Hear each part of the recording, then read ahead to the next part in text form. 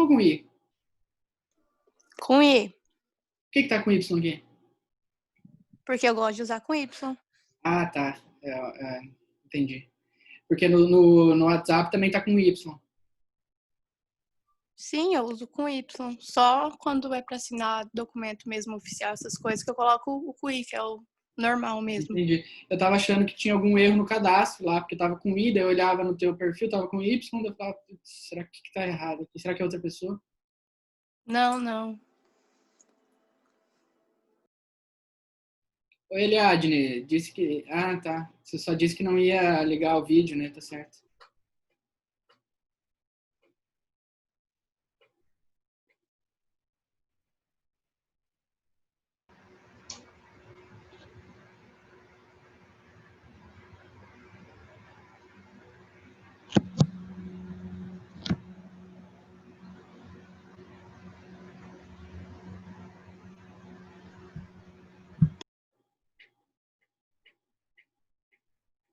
Se o Nemias não entrar, eu vou ficar de cara, porque ele fez um estrondo todo lá por causa do jogo. Colocou ir rápido.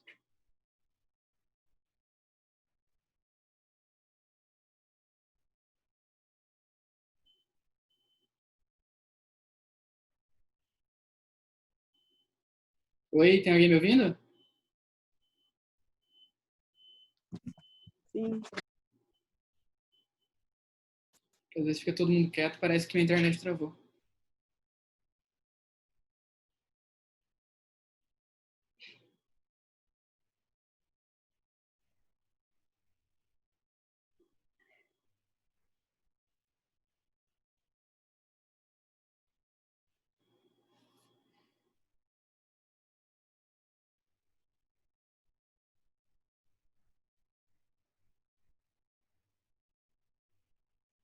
E aí, André, beleza?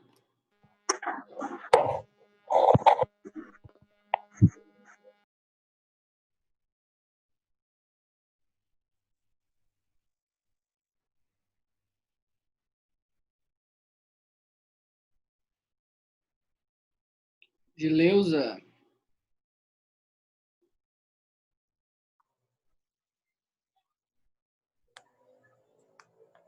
Oi, Giovânia. Giovânia.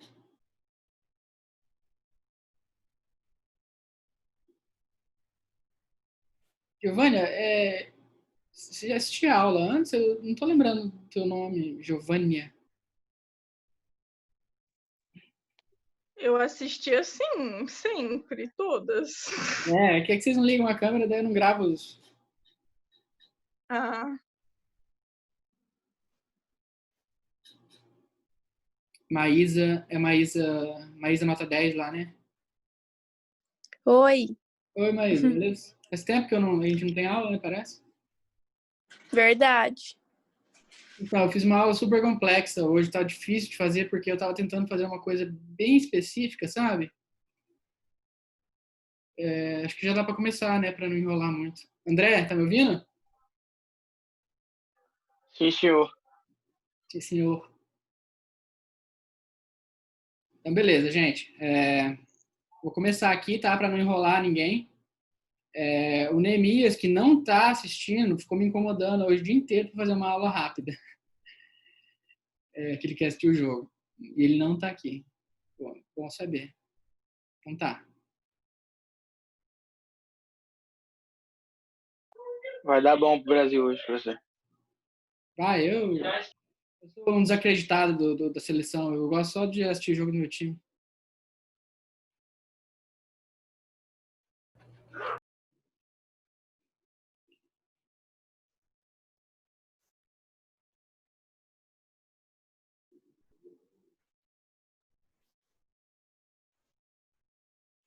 Calma que faz tempo que eu não uso o Zoom.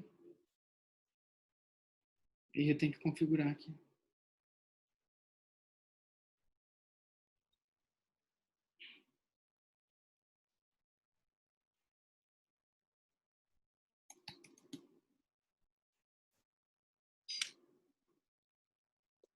Tá, pessoal, tudo certo aqui?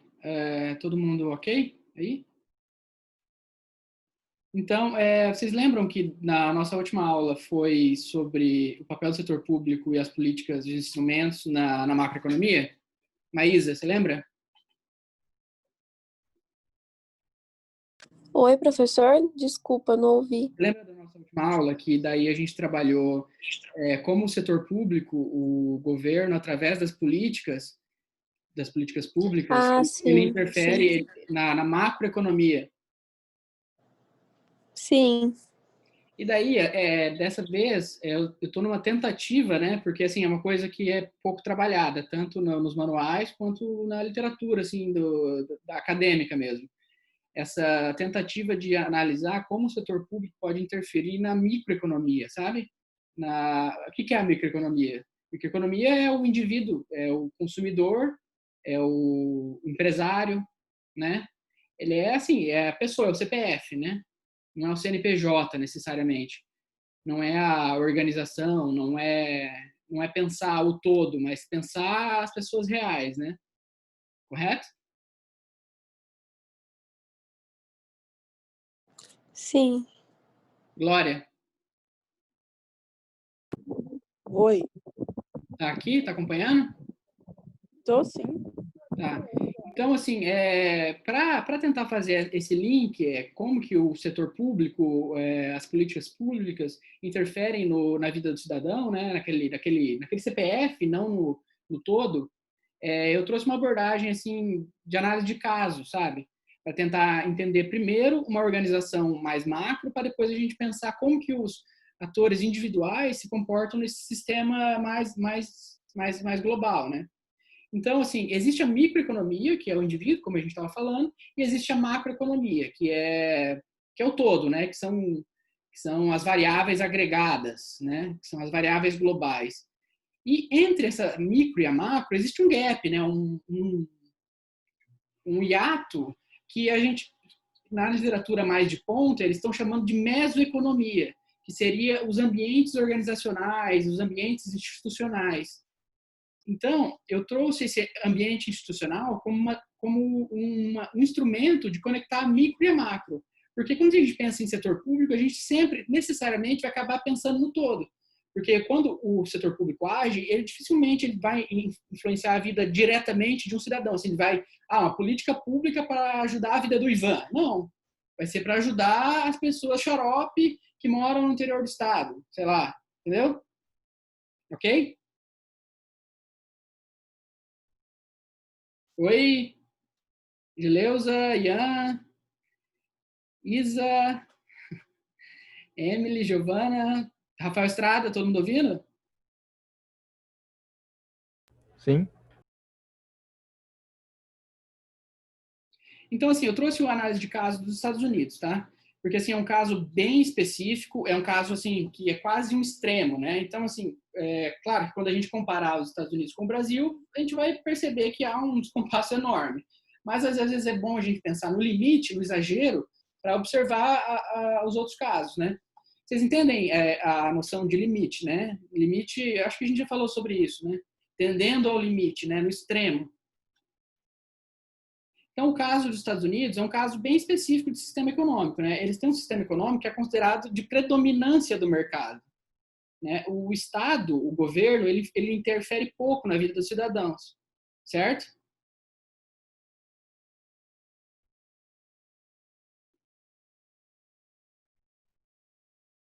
Alguém ouvindo? Sim. Então, assim, recentemente, esse governo tem tomado algumas medidas no sentido de incentivar o empreendedorismo, a livre iniciativa, o que acaba, na verdade, mais sendo uma retórica, né? Porque no papel a gente tem observado, no mundo real a gente tem observado pouca diferença nesse sentido, né? Mas, então, assim, a gente vive num período em que o governo observa e acredita que a livre iniciativa, que o empreendedorismo e o papel do governo na economia tem que ser diminuído. Então, ok, isso acontece, o governo tem se comportado dessa forma, né? Então, assim, apesar de o caso dos Estados Unidos ser enquadrado enquanto um sistema econômico de predominância do mercado, isso claro, um caso extremo. Então, assim, os Estados Unidos têm, com esse sistema deles, eles têm obtido quase há 2 séculos a dominância de todo o sistema global, correto? A que custo? Mas vamos pensar as características desse sistema norte-americano. Dá para pensar, cada sistema é um sistema, vocês estão observando isso, né? A gente está falando de X ou Y, esquerda e direita, a gente está analisando assim, uma paleta de cores enorme, né? Então, as características do sistema norte-americano. Ele, historicamente, teve um grande acesso a recursos produtivos, né? Muita terra, muito espaço e muitos imigrantes. A taxa de natalidade nos Estados Unidos sempre foi alta, então o capital humano lá era abundante, né? Então, assim, uma variável muito interessante de se pensar é a ética protestante, né? Os imigrantes norte-americanos, via de regra, eram protestantes, filhos da Revolução do Calvino, do Lutero e tal. E uma coisa importante de se pensar é a diferença entre a relação de Deus dos protestantes e dos católicos. Tem alguém que é evangélico aqui?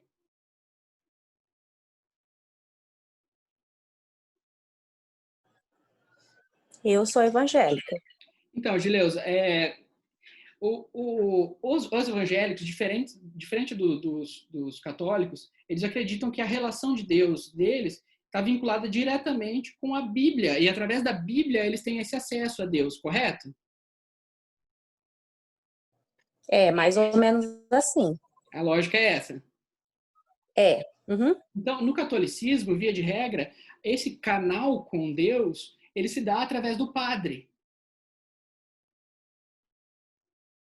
Então, em Massachusetts, né, um estado dos Estados Unidos, foi promulgada uma lei no final do século XIX que obrigava os pais a ensinarem os filhos a ler para os filhos terem capacidade de ler a Bíblia. No final do século XIX. Então, vocês imaginam assim, o ambiente, assim, a diferença que é da nossa realidade, sabe? No início do século XIX, os Estados Unidos já tinham mais universidades que a Inglaterra. Não quer dizer que eram melhores, mas tinham mais. Porque assim, o ensino nos Estados Unidos sempre foi algo tido como obrigatório. Porque o catolicismo não tinha chegado lá ainda, né? Você veio com os latinos e tal. Via de regra, a ética protestante era dominante lá. Correto? Então, assim, o que eu quero trazer aqui é uma lógica de que um sistema econômico é uma ideia de construção de um ambiente, né? Você está imerso naquela ideia. Se eu aqui, eu inclusive já abri uma empresa e já falei, já deu errado. Eu abri uma empresa de energia solar. Eu não consegui capital de investimento, eu não consegui ter contato com o público porque eu não tinha capital. Então, assim, o ambiente para investimento, o ambiente da iniciativa individual, dos direitos individuais no Brasil, ele é totalmente distinto da iniciativa desses mesmos fenômenos em outros países, em outros sistemas. Correto?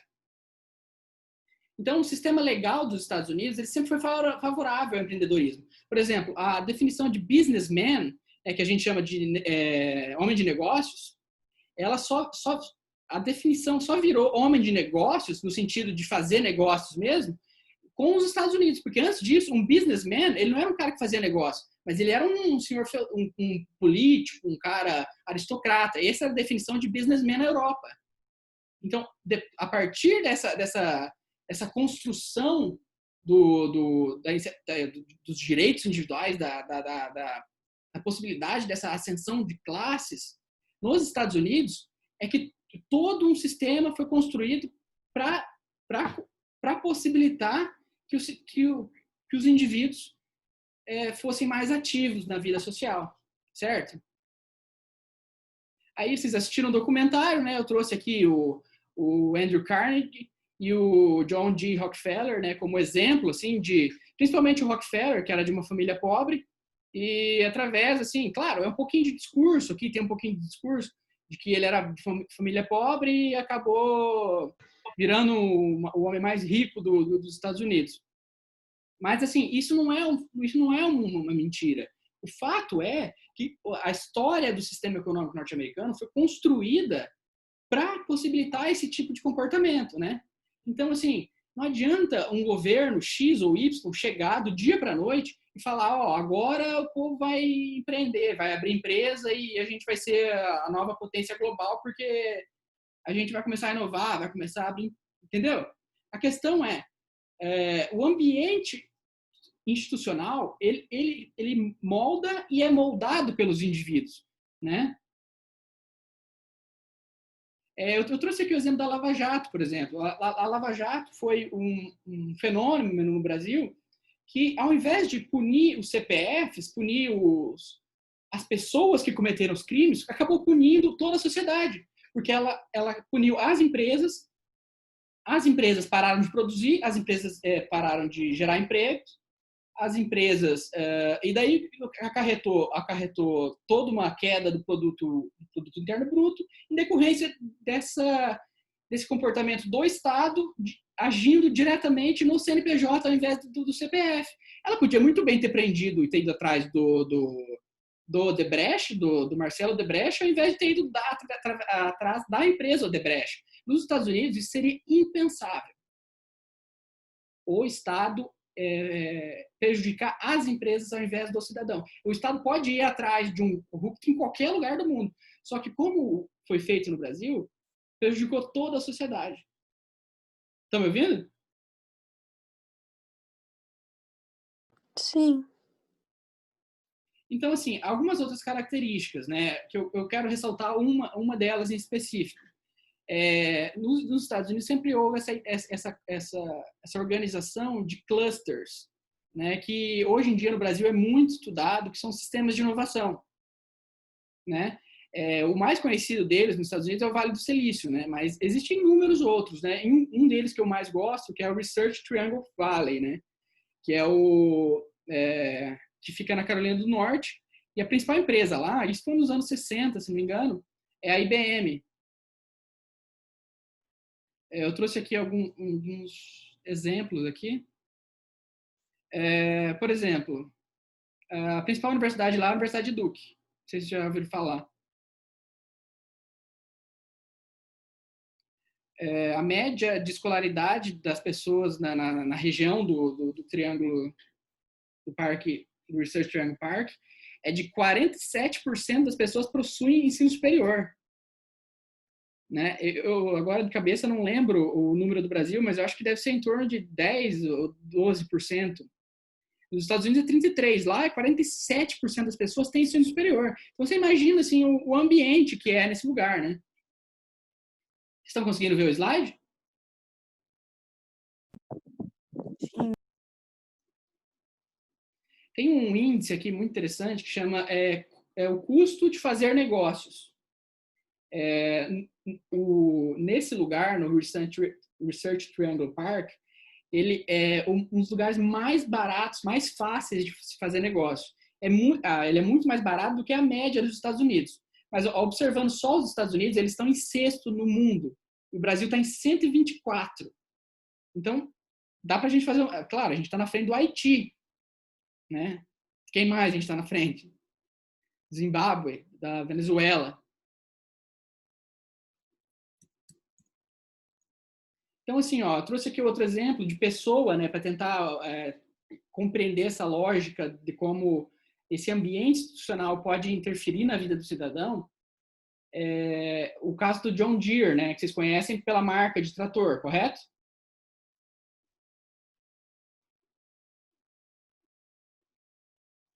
Maísa, Rafael, Azael. Conheço.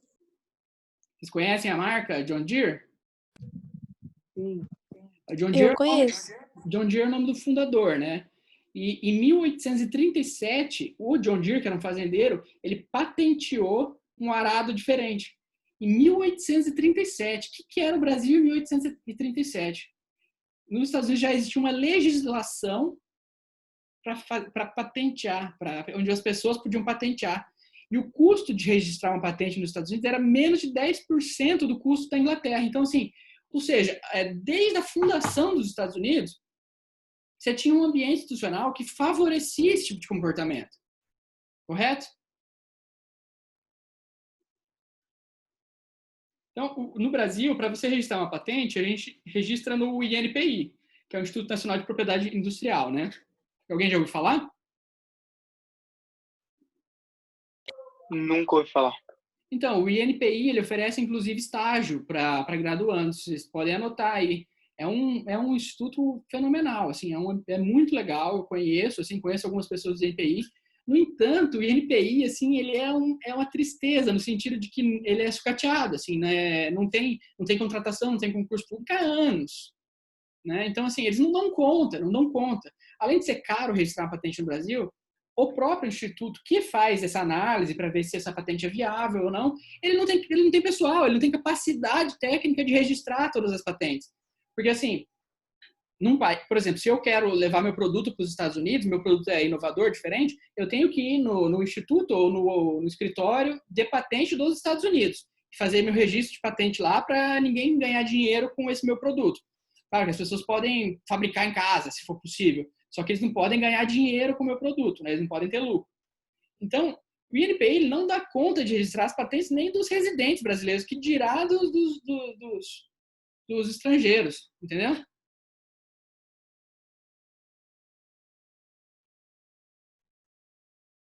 Tá, essa foi a parte 1. Quanto tempo a gente tem?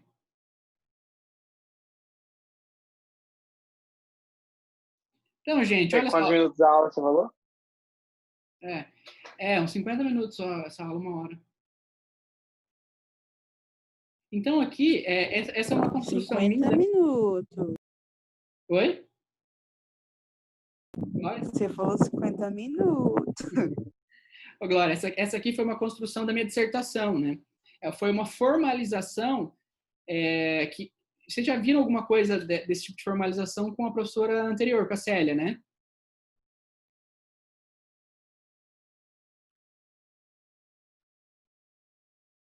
Tem alguém aí? Eu não lembro de ter visto isso aí, não.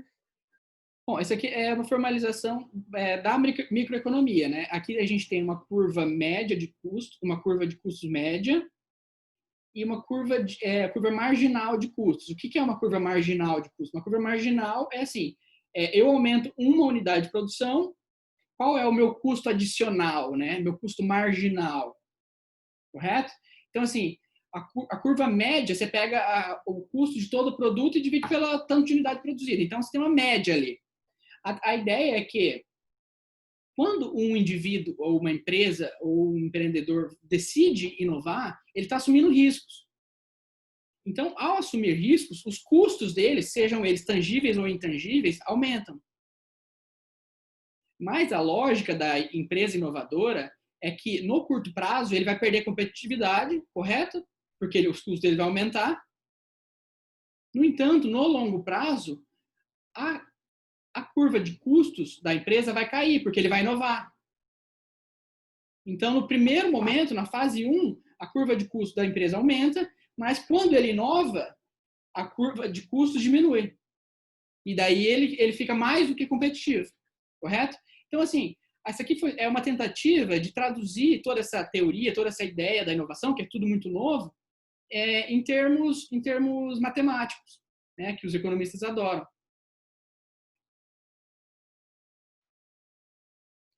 Bom, deixa eu passar para a parte que eu acho mais interessante. Então, agora a gente pensa um pouco o Brasil, né? No Brasil, todo esse processo inovativo de pensar a inovação, ele, via de regra, passa muito pelo setor público. E o setor privado, ele fica um pouco à mercê. Então, o gasto público em pesquisa, desenvolvimento e inovação no Brasil, ele não é baixo. Ele é relativamente alto, assim, ele é compatível com todas as grandes economias do mundo. Então, aqui, ó, uma análise comparativa com a Coreia do Sul, né, que é um dos países que mais se desenvolveram no século XX. O Brasil, em 2013, por exemplo, gastou 0,7% do PIB, do setor público, em PDEI, enquanto a Coreia gastou quase 1%. Então, assim, é um número bastante parecido, né? Então, se fosse só para analisar esse número, a gente fala assim, o Brasil também tem que ser inovador, pô, eles estão gastando mais ou menos igual. Mas o problema do Brasil não é o setor público, o problema do Brasil é o setor privado. O setor privado no Brasil pouco ou nada gasta em pesquisa, desenvolvimento e inovação.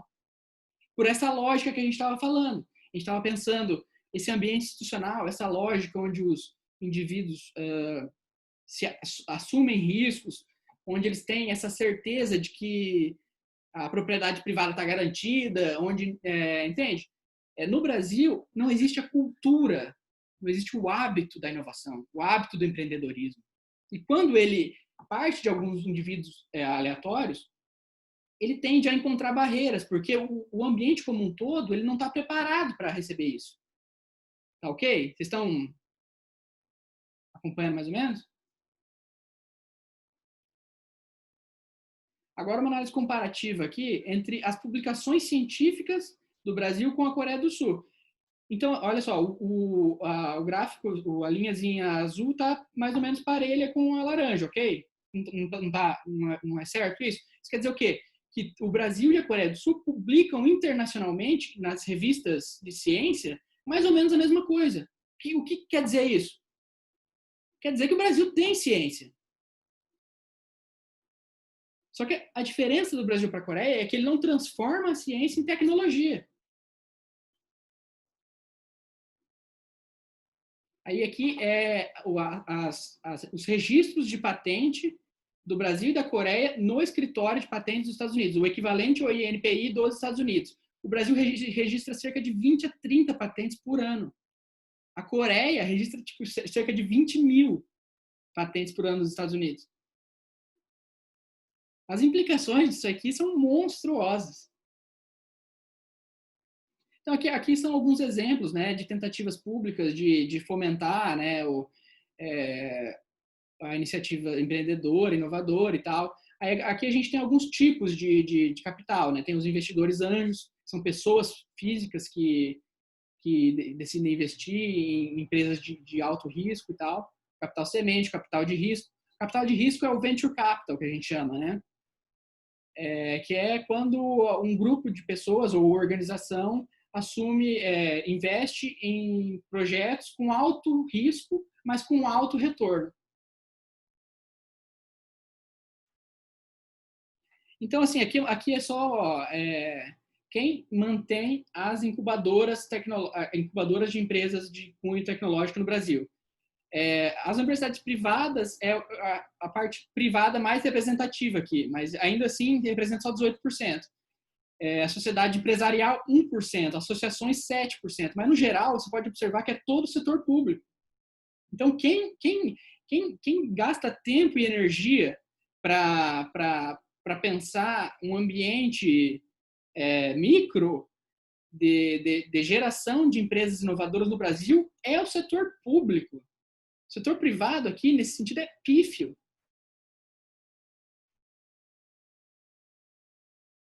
Então, assim, a ideia geral dessa loucura toda é que a gente tem que pensar no nosso comportamento. Não existe, assim, um todo sem os indivíduos. Não existe um ambiente institucional, não existe um sistema econômico que não é formado por indivíduos. Correto? A gente tem que pensar o indivíduo. O indivíduo, a partir das suas crenças, como no caso dos Estados Unidos, que ela é como um todo protestante, como sempre foi, agora tem mais um pouco de mistura e tal. Essas crenças, eles se tornam hábito, e os hábitos, com o passar do tempo, se tornam instituições. E essas instituições, elas fomentam o comportamento de certa forma, né?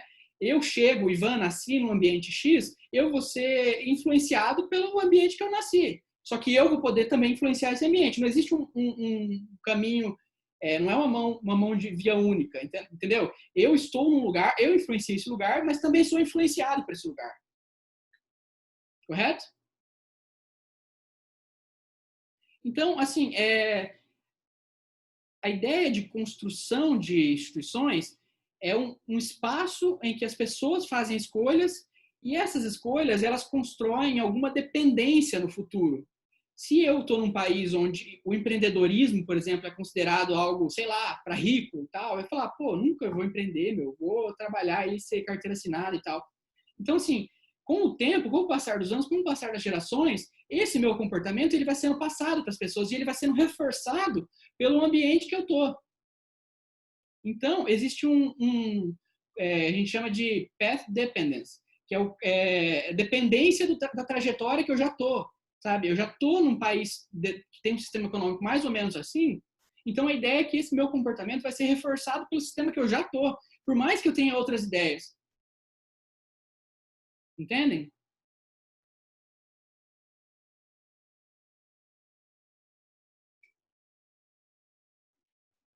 E aí, galera, liguem a câmera aqui rapidinho.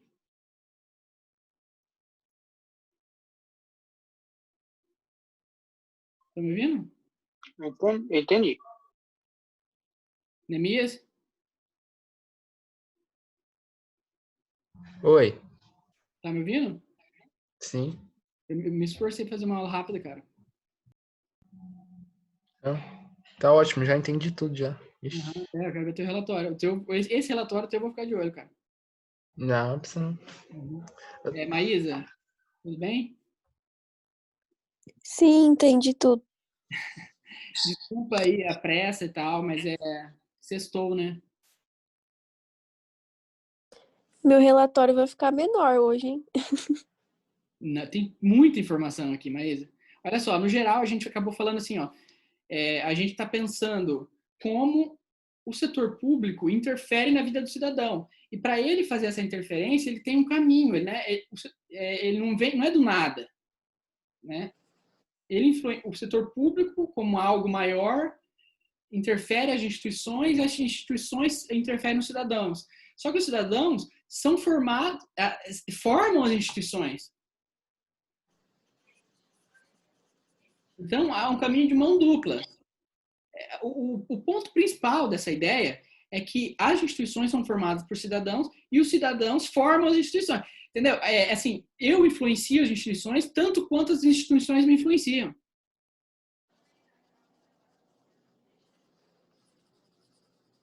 Ok? Sim. Fui muito longe nessa aula hoje?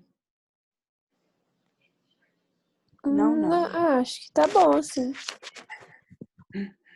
Então tá bom, a ideia era essa, assim, eu tentei resumir bastante, porque é um tema complicado, assim, né, porque é delicado, né, e daí aquela formalização matemática ali das curvas é uma tentativa minha de transformar essas ideias de palavras em matemática, né, em dar maior consistência, faz parte da minha tese essa ideia de doutorado.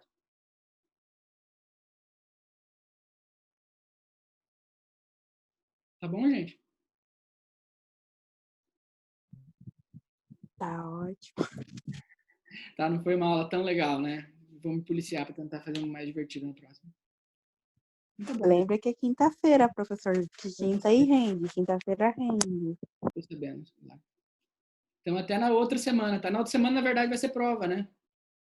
Vocês têm uma resenha para fazer e o relatório dessa aula, tá? Antes da prova. Presente bom, Dia das Crianças, hein? Não tá vendo nenhuma criança aqui? Não, professor, falei na ironia. Que bom. Então, tá bom, gente. Bom final de semana, bom feriado para vocês. Boa noite. Professor, tu falou que tem resenha e tem o relatório. Isso, relatório dessa Relatório aula. eu sei, mas a resenha é daquele livro que você passou? Daquele capítulo, é. Ah, entendi. É bem levinho, a Beleza. leitura é bem gostosa. Beleza, Mas tem pode que, deixar. tem que falar o nosso ponto crítico no final ou é só, tipo, precisa, né? Ô, Glória, na verdade, resenha, assim, ela é um termo mais aberto, assim, né? Você pode fazer uma resenha crítica, tanto quanto você pode fazer uma resenha descritiva. Aham. Depende, assim, da tua capacidade de escrita, né? Da tua capacidade de compreensão também, né? Normalmente, a resenha crítica ela é mais difícil. A minha capacidade é para nenhuma. Verdade. Ah, duvido, André, duvido. Não, arrisca faz mais difícil. Não, professor, se o professor só tá pedindo isso, Deus o livre, não tem outra coisa, você fica só nessa resenha. Eu nunca tinha feito uma resenha na minha vida. Você Só fez nesse a ano eu já fiz resenha? umas 4 já, assim. Mas é isso aí, cara. Na verdade é para sofrer mesmo, para aprender. O professor de METEP, ele tá achando que nós faz aula de português. Estamos metendo um monte de resenha de 70 páginas e eu fico com raiva, hein? Não faço nenhum. Muito pequenininha. Reclama não que do professor é 15 páginas. Não, é 30 agora, é 2 por página. Quê? Eu vou achar o Brasil. 30? Eu achei que era 15. Cortou, Eu achei que era Não vi. 15. Eu acho que é 30. Né? Mas é bem Eu lequinho. contei, era 15 páginas, professor. É 2 por página, né? Ah, eu não sei. Ah, é sim, é verdade. Mas Não, é 30 tranquilo aí. páginas, meu Deus. Então ninguém estressa, não. Mas beleza, era isso. Então tá bom, gente. Falou, professor, boa noite. Tchau, Bom gente. final de semana, bom feriado pra você. Vocês também. Falou. Boa noite.